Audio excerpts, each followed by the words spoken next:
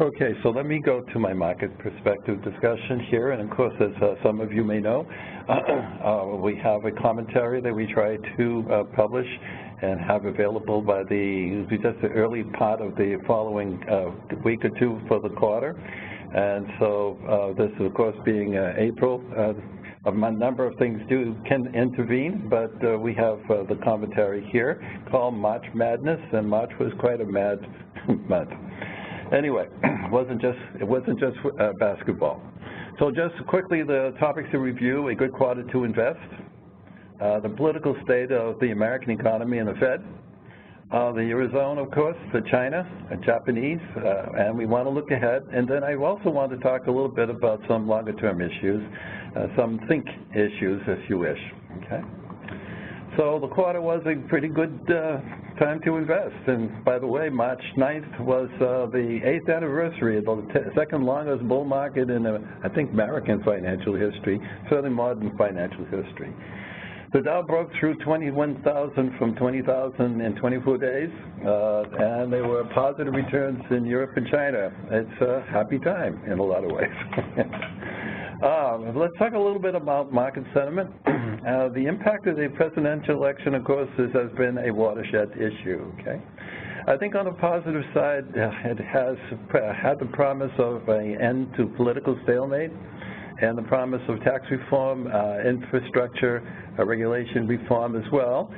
And the Fed hiked short-term rates during the month as well.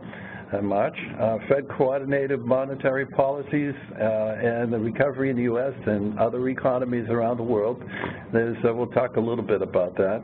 But I think everybody knows that it's kind of been a little bit of a teeth-gnashing time.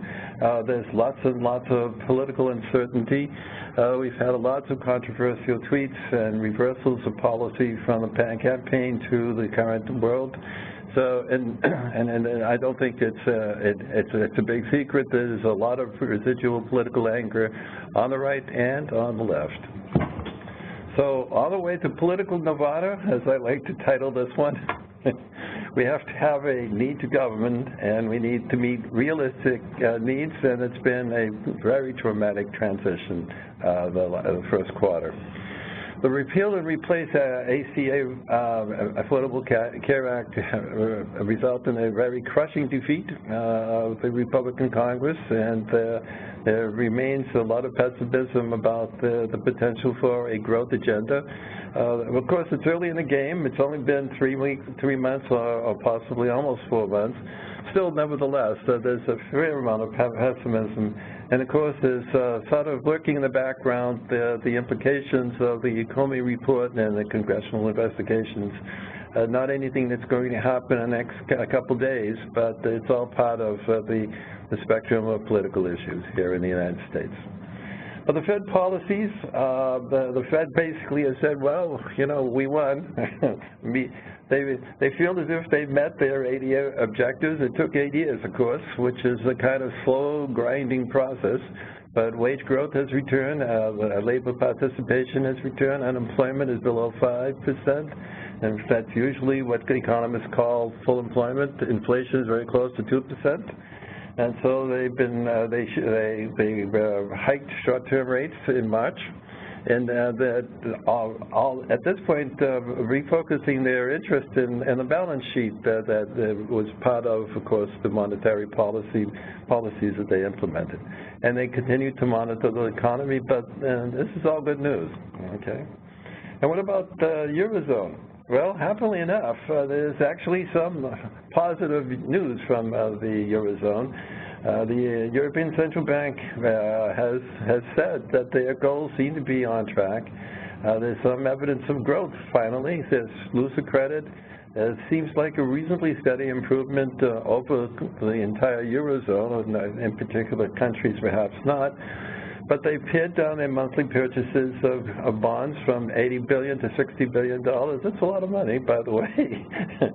It has had, of course, an enormous impact on the bond market. There are lots of negative views out there, and there's not much upside potential here for the bond market in many ways.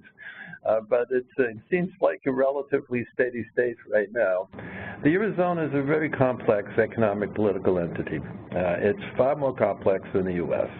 And the unemployment still is at, across the Eurozone, 9.5%. That is almost what it was at the height of the American recession here. And there's enormous political uncertainty. The most important part has to do with what's going on in France. Everybody thought the election was going to be a centrist and it was going to be a layup, but it is not a layup any longer. So currently there's a lot of uncertainty about where France is going to go, and that could be important. But the European stocks were positive in the quarter. So in spite of all of this, there's good news and bad news here, but in spite of all of this, the European stocks did pretty well. The Chinese economy is supposed to be an emerging market, but it is also the second largest economy in the world. So it is kind of a strange financial animal. The equity returns were positive, very positive this quarter. But the PBOC, the People's Bank of China, needs to manage things that don't go together. They want to try to support growth, but they also need to limit debt, which is just enormous in the financial community and the banking system. There's lots of both external risk and lots of internal risks as well. They tried to tighten credit because there's so much debt in the economy, and there's such concern about capital flight. Just one little statistic: the debt to GDP is 300% in China. That is some kind of indication of a wild and woolly economy going on over there. There's a Russian campaign by President Xi. There's also an American election that may or may not be very friendly to China. But this is a vast economy and a very wealthy one. I think the bottom line, though, is a lot of risk for foreign investors, and particularly foreign investors. Okay. Japan is the other very large economic entity here. They have had weaker currency, and there's been a rise in global demand, which is good for Japan, but there are lots of negative factors. The protectionist sentiment here in the United States and the tightening policies, so the Fed here does nothing positive for Japan. All of the things the same. Slower growth in China. There's continuously weak domestic spending that's been endemic there. And there's cultural rigidity, demographic rigidity that's just not going away. The economic growth projections are a stunning 1% range in both this year and next. So, slow growth. Let's look ahead. In the U.S., we can all, I think, agree that these political upheavals have been not helpful to spur economic growth. We are all looking for a much more stable political state in the near future. But the next months could be very turbulent, and there's lots of things happening as far as issues are concerned, and could be politically explosive. We have these intelligence investigations that are going on, and the defeat of the Affordable Care Act has diminished a lot of optimization in the growth agenda. We can hope that that may not be, that could turn around. But there are also issues associated with the Trump administration. Protectionist policies do have an impact on our relationships with many other economies in the world, and economists have mixed feelings about that. Harsh immigration policies could easily, bitterly divide the economy. But the positive side is that the economic outlook is very healthy, and there's not much possibility of a confrontation with Russia currently, at least. Look ahead to the global world. Okay, there are, of course, lots of geopolitical hotspots. I don't know if I need to list anything more than Syria and North Korea, but there are others. There is a political uncertainty that has become significant in France, and so we have to be worried about that. I think China will muddle through, but it will pay a lot of money to muddle through. Japan continues to be mired in slow growth. The British involved with Brexit, while it's important to the British, it's less important on a global basis. We have to keep in mind and focus on the fact that immigration discontent is not isolated to Britain. It is part of what's called the populism revolt, if you wish, or certainly a factor in global politics. But the ECB seems to be winning the economic battle, and Europe is so important to the global economy. There doesn't seem to be a great sentiment to break up the Eurozone, unless, of course, the French elections change in a significant way. So now I'd like to talk a little bit about longer-term ideas and little think ideas and so on. So there's the controversy that has been raised by John Bogle, who we all revere as one of the great American financial geniuses, I would say. Certainly a very important person in all of American finance. And he's concerned that the ETFs encourage short-term trading and short-term views of investing. And he points out that mutual funds tend to encourage more long-term investing. But from my perspective, I think John is wrong. I think basically the critique that he has is focused more on misuse of exchange-traded funds. And if you think seriously about ETFs, in our view here at New Frontier, it's the modern way to invest. They're less expensive than mutual funds on average, about half the price. They're more transparent, much more transparent than mutual funds, and they trade tracks efficiently. That sounds like a real economic benefit here. It's also easier to manage personally. Mutual funds take more time to redeem and all of that. And by the way, even long-term institutional managers are using ETFs quite significantly at this point. So we're kind of thinking that maybe John is wrong here. I think ETFs are the modern way to invest, and there are good reasons for doing so. But here's an issue that John does not talk about.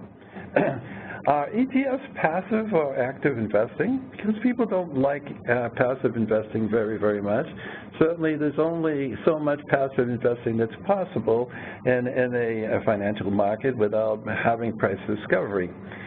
So many ETFs are passive, rule-based investment products. They're based on some kind of index, okay? And all of you might know, I'm sure know, about high-frequency trading, HFTs. HFTs have a very wealthy economic managers. They're not really economic. They're much more trade pattern managers. But they monitor trading patterns in global markets all around the world. And any mechanical strategy can be gamed by an HFT.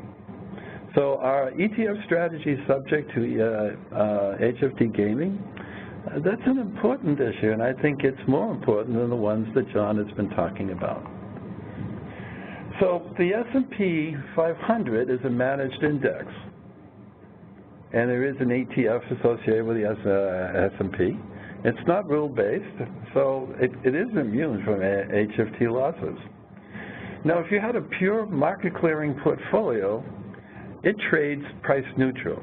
The price does not change when you increase or decrease your investment in a market clearing portfolio, so it can't be gamed.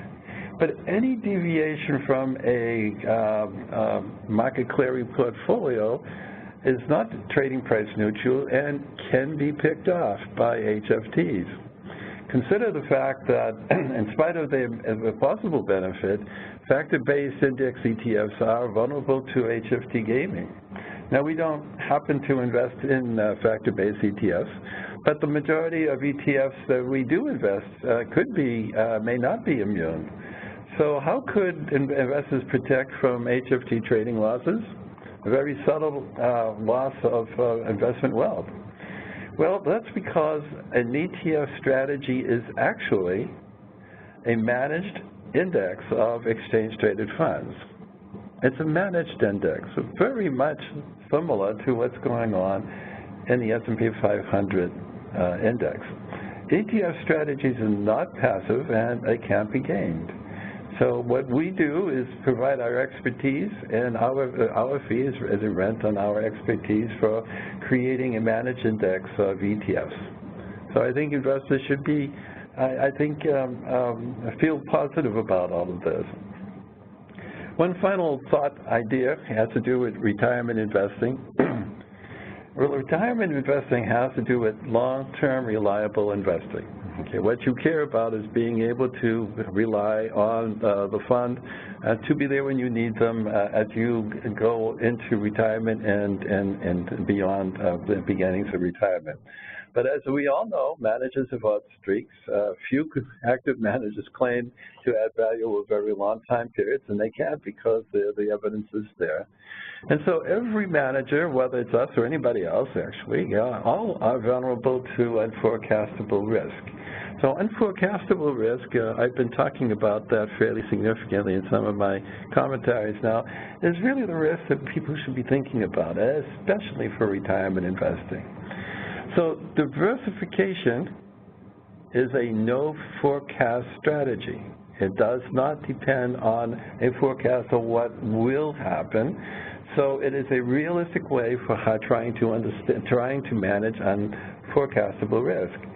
And what we do with our Michaud optimization, as I showed you earlier, is much enhanced diversification endemically. It is how it works. It is what it is supposed to be doing, a much better risk management tool, and it's a risk management tool for exactly unforecastable risk. And it has been a major factor in our 12-year positive fund performance.